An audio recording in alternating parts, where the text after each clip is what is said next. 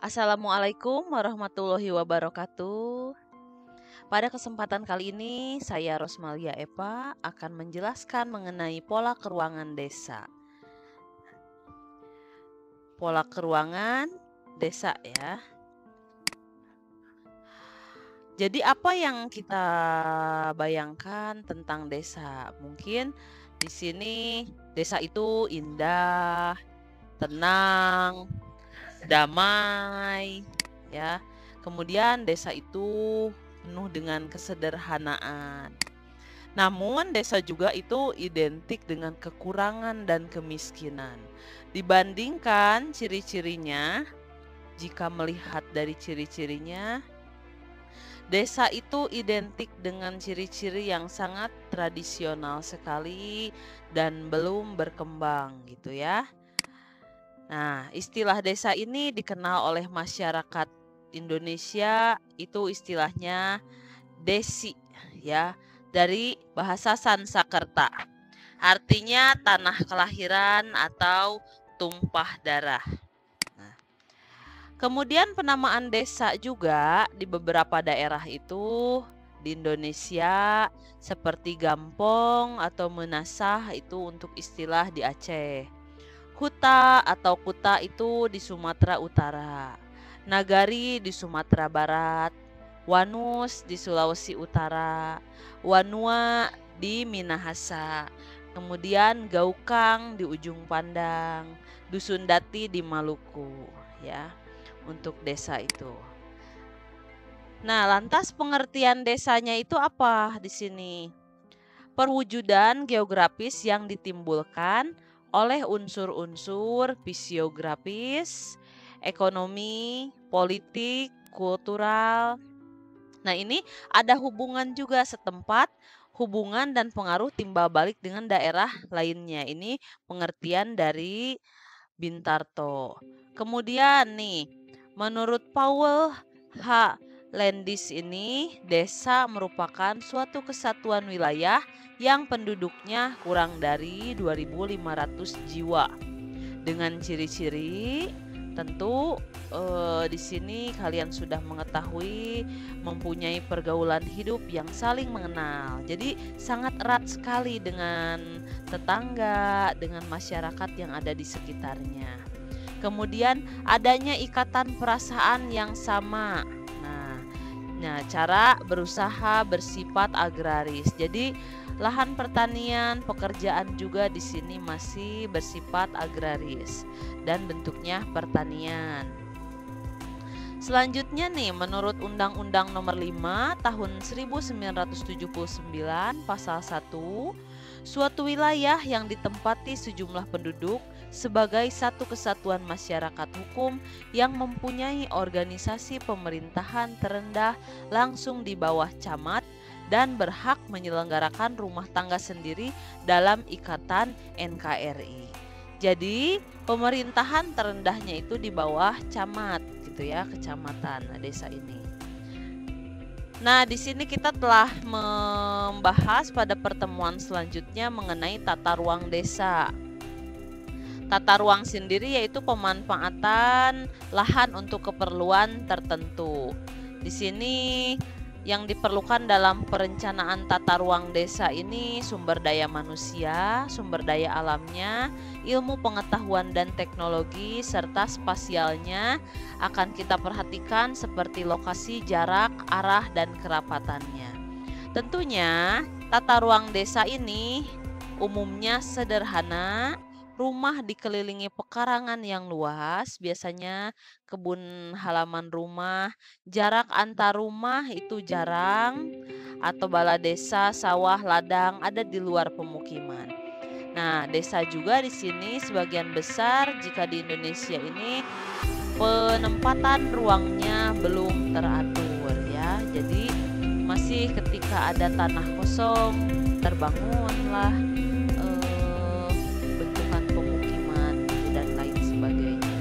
jadi belum ada kita lihat perencanaan yang begitu matang untuk menyusun tata ruang wilayah desa ini. Potensi desa di sini yaitu sumber daya di suatu desa yang memungkinkan dapat dikembangkan dan diaktifkan untuk meningkatkan kesejahteraan masyarakat. Jadi potensi desa di sini ada potensinya secara fisik dan yang kedua potensi non fisik. Kalau fisik itu sudah tersedia di alam seperti tanah, air, iklim, flora dan fauna. Sementara non fisik di sini meliputi masyarakatnya, kemudian lembaga sosial desanya, aparatur dan pamong desanya.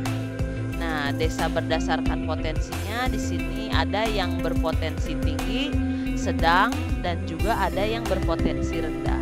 Artinya, ketika di sini berpotensi tinggi ini, wilayahnya dilihat ini landai, subur, dan sumber air mencukupi. Ya, biasanya digunakan untuk daerah-daerah irigasi persawahan. Daerah yang berpotensi sedang ini memasuki topografi yang bervariasi. Jadi daerahnya tidak landai gitu ya. Tanah juga kurang subur, irigasi setengah teknis.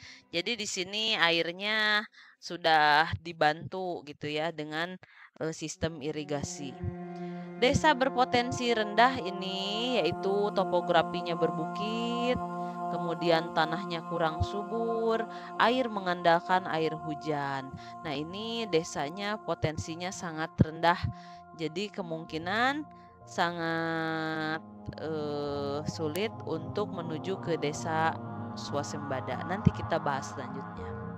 Susunan organisasi desa di sini terdiri dari yang pertama pemerintah desa, kemudian yang kedua badan perwakilan desa.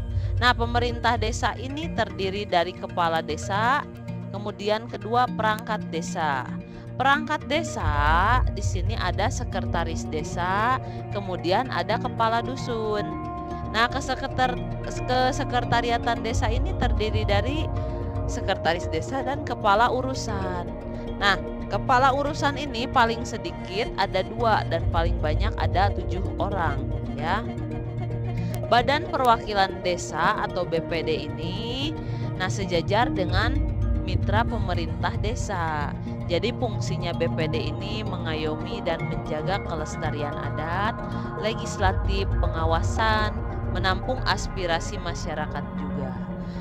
Tugas BPD juga di sini bersama-sama Kades menetapkan peraturan desa, kemudian menetapkan APBD, kemudian menampung aspirasi dan menindaklanjuti masyarakat. Serta di sini juga memberi persetujuan pengangkatan dan pemberhentian Kades ya apabila melakukan pelanggaran kode etik. Yang terakhir membentuk panitia pemilihan kepala desa juga. Ini adalah tugas dari Badan Perwakilan Desa. Klasifikasi desa ketika dilihat di sini berdasarkan potensi wilayahnya tadi sudah kita bahas ya.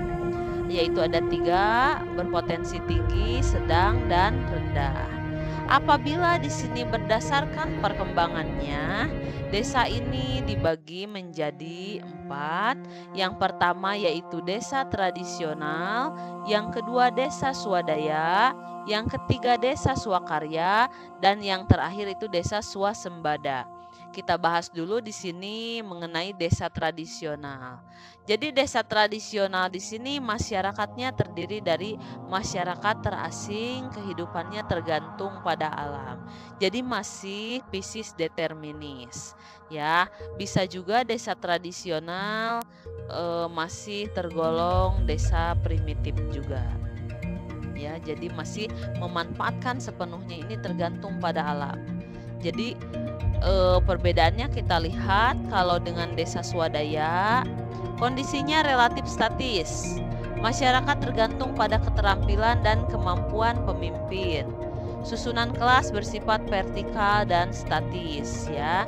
Kemudian kedudukan seseorang dinilai berdasarkan keturunan dan pemilikan tanah. Jadi jika yang memiliki tanahnya lebih banyak dia dianggap kedudukannya lebih tinggi. Nah, kemudian di sini juga relatif sudah statis ya, memberdayakan swadaya, sudah memberdayakan keterampilan atau kemampuan seseorang di desanya tersebut ya. Jadi memberdayakan misalkan potensi alam yang sudah ada di desanya. Nah, di sini yang ketiga desa swakarya, yaitu peralihan. Jadi sudah mampu di sini masyarakatnya melakukan karya ya. Nah, desa mulai kemajuan atau perkembangan. Mobilitas sosial mulai ada. Nah, di sini mulai penilaian seseorang berdasarkan jasa, keterampilan, karya. Masyarakat juga di sini tidak sepenuhnya tergantung pada pimpinan, ya. Nah, itu desa yang pertama ini perkembangannya tradisional, swadaya, swakarya, ya. Ini desa tradisional, jadi masih tergantung kepada alam, isis determinis, ya. Seperti suku Kubu, suku Kuala, dan bahkan kalau di Jawa Barat itu suku Baduy, ya Baduy Dalam. Nah, desa swadaya sudah memberdayakan lahan yang ada di sekitar lingkungannya. Kemudian desa swakarya di sini sudah mampu atau membuat karya mengolah alamnya. Nah, yang terakhir desa swasembada. Di sini masyarakatnya sudah maju, kemudian juga teknologi dan ilmu pengetahuan sudah mulai masuk ke desa. Ya, bahkan saat ini handphone, kemudian komputer dan lain sebagainya yang bersifat teknologi ini sudah masuk ke desa. Jadi sudah tidak ada hambatan lagi menerima informasi dari luar ya. Kemudian partisipasi masyarakat dalam perkembangan sudah efektif. Jadi sudah disusun di sini organisasi-organisasi masyarakat seperti organisasi gotong royong, misalkan Jumat bersih dan lain sebagainya sudah efektif. Penilaian seseorang berdasarkan keterampilan di sini sudah tidak lagi kepemilikan tanah seperti tadi ya desa tradisional atau desa swadaya ini. Kemudian sudah ada penanaman modal gitu ya. Jadi di sini koperasi sudah maju. Contohnya di desa ya, koperasi desa. Nah, ini contoh desa swasembada. Jadi sudah mulai terbangun dari segi sistem sosial, ilmu pengetahuan, politik dan budayanya sudah mulai berkembang. Jadi sudah bisa melihat informasi-informasi di luar desanya untuk mengembangkan desanya. Ya, sistem irigasi sudah sangat baik di sini ya, karena ilmu pengetahuan dan teknologi juga sudah masuk. Desa swasembada pangan di sini ya. Nah, saat ini juga desa swasembada ini udah mulai tidak menggunakan alat tradisional lagi ya, lesung seperti ini untuk memanen padi gitu ya. Sudah mulai menggunakan teknologi mesin, apalagi mengolah sawahnya sudah tidak menggunakan tenaga hewan atau tenaga manusia. Nah, di sini berdasarkan mata pencaharian masyarakat, ada desa agraris ya. Desa agraris ini mata pencaharian utamanya ini yaitu pertanian ya. Kurang lebih kita di Jawa Barat, di Kabupaten Bandung Barat ini seperti contohnya di Cipeundeuy ini yaitu merupakan desa agraris ya, hasil sebagian besar masyarakatnya yaitu dari mata pencaharian pertanian padi gitu ya. Nah, ini seperti sawah gitu ya, desa agraris di sini. Nah, ini sistem irigasinya mengikuti garis kontur juga ya, desa agraris. Kemudian desa nelayan, biasanya ini desa nelayan ini masyarakat yang hidupnya dekat dengan perairan laut ya, makanya mata pencahariannya sebagian besar itu yaitu sebagai nelayan. Nah, contohnya misalkan di daerah Pangandaran ya. Nah, misalkan Cianjur Selatan gitu ya, Pelabuhan Ratu itu mata pencahariannya sebagian besar sebagai nelayan memanfaatkan kondisi alamnya gitu ya. Nah, ini contohnya juga ya, melaut. Kemudian nih desa industri. Nah, saat ini lahan-lahan sawah ini sudah mulai berkurang di Indonesia ini karena adanya peralihan ke daerah industri. Makanya identik mata pencahariannya lulusan-lulusan saat ini itu sudah tidak ingin lagi ke sawah. Mereka lebih ingin ke industri. Makanya seperti di Cikalong Wetan atau kelurahan di daerah Cimareme, Batu Jajar itu sudah masuk ke daerah namanya desa industri. Karena sebagian besar masyarakatnya memanfaatkan setelah lulus itu bekerja ke industri ya. Nah, ini contohnya industri rumahan kalau ini ya. Jadi memanfaatkan juga keadaan alam atau hasil alam yang ada di wilayahnya. Nah, ini juga contohnya desa industri ya, ini tradisional industri rumah tangga. Nah, ini juga gerabah ya yang dibuat seperti di Pleret. Nah, kemudian kita bahas lagi di sini pola persebaran dan pemukiman desa. Jadi, pola persebaran desa ini menggerombolnya atau saling menjauhnya antar desa satu dengan desa yang lain.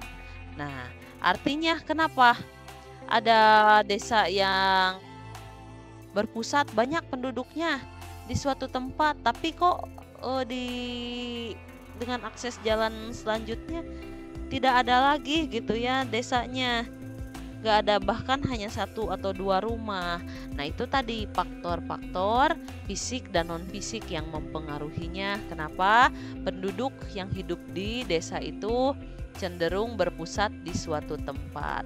Nah, di sini karena dilihat juga sumber airnya, kemudian kesuburan tanah, aksesibilitas atau jalan raya, reliefnya ya. Orang-orang kan akan lebih memilih tempat untuk bermukim itu di daerah yang datar karena mudah dikembangkan daripada di daerah yang topografinya berbukit.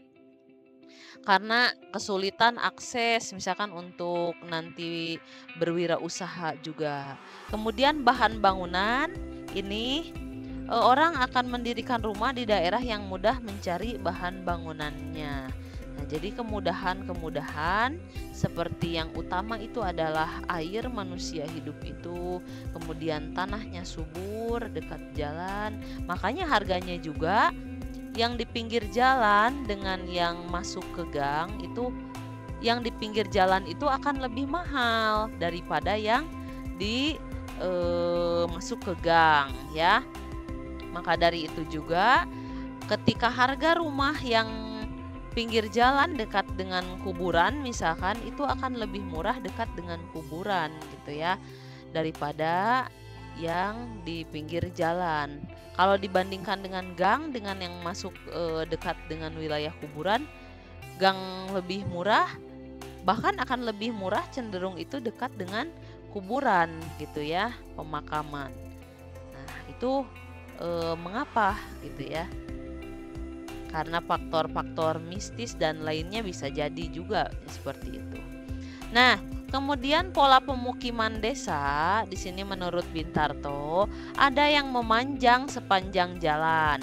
Jadi rumah-rumah memanjang sepanjang jalan ya, seperti hasil penginderaan jauh ini mengikuti jalan nih agar kemudahan aksesibilitas kemana-mana. Kemudian ada desa yang memanjang sepanjang sungai ya. Jadi desa-desa ini di sepanjang sungai untuk memanfaatkan sumber air ya. Contohnya misalkan kalau di daerah kita itu dekat dengan Sungai Citarum ya, atau misalkan kalau di luar Pulau Jawa ini di Kalimantan. Nah, artinya ini memanjang sepanjang sungai dimanfaatkan untuk berbagai keperluan ya di sini. Aksesibilitasnya lewat sungai atau juga di sini untuk keperluan hidup yang lainnya ya. Jadi bahkan beberapa negara di dunia juga ini sangat mencintai sungai sehingga dijaga sekali kebersihan sungainya ya. Kemudian ada juga desa pemukiman radial. Nah, pola ini di daerah gunung api. Biasanya di kanan kirinya ada sungai. Jadi di sini desa-desa ini cenderung tanahnya subur, airnya relatif banyak gitunya karena dekat dengan daerah gunung api. Nah, seperti Lembang ya, banyak sekali kan masyarakat yang memanfaatkan sumber daya alamnya gitu ya untuk pertanian juga. Kemudian ada desa tersebar. Pola ini di daerah Kapur seperti di Pleret ya, Cipatat. Jadi antara desa satu dengan yang lain ini dihubungkan oleh jalan setapak. Desa ini di lembah Ufalanya yang dekat dengan air. Jadi tetap mencari kenapa tersebar ini, mereka mencari sumber airnya ya. Nah, selanjutnya desa memanjang sepanjang pantai. Jadi ketika kita jalan-jalan ke desa ini, ke pantai ini kita suka melihat di sepanjang pantai ini banyak rumah ya. Ini karena mata pencahariannya yang tadi nyambung dengan yang desa nelayan gitu ya. Makanya pola desanya ini memanjang sepanjang pantai. Kemudian ada juga pola desa memanjang tadi sepanjang pantai atau sejajar dengan rel kereta api. Nah, biasanya ini kalau memanjang sepanjang rel kereta api yaitu desa-desa yang dilalui oleh jalur kereta api ya. Kalau misalkan di daerah kita itu seperti Desa Rende ya, kemudian daerah kelurahan-kelurahan yang ada di Cimahi yang dilalui oleh rel kereta api. Nah, itu ya. Atau juga di sini sejajar dengan garis pantai. Nah, desanya. Kemudian pola desa menurut Daljuni di sini pola desa memanjang sepanjang pantai sama ya. Karena di sini penduduknya nelayan, perdagangan, perkebunan kelapa.